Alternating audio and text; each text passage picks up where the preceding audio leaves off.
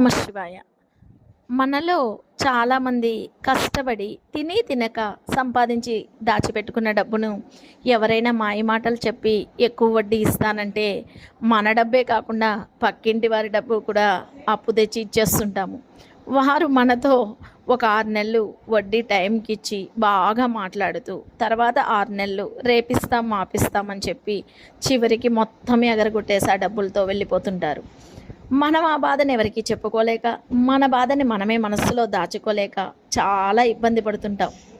ఈ రోజుల్లో ఎవరిని నమ్మకూడదండి. మన దగ్గర డబ్బుంటే బ్యాంక్‌లో వడ్డీ తక్కువైనా బ్యాంక్‌లో డిపాజిట్ చేసుకోవచ్చు. పోస్ట్ ఆఫీస్ స్కీమ్స్ ఉన్నాయి. అలాగే ల్యాండ్ కొనుక్కోవచ్చు. ఇలా ఏదైనా చేయవచ్చు. అలా చేస్తే మన డబ్బు అసలైనా మిగులుతుందండి. ఏమంటారు ఫ్రెండ్స్? నిజమే కదా! నాకైతే ఈ ఎక్స్‌పీరియన్స్ లేదండి. కానీ చాలామంది చెప్తే విన్నాను. అంతే. నాకు తోచిన సలహా ఇచ్చాను.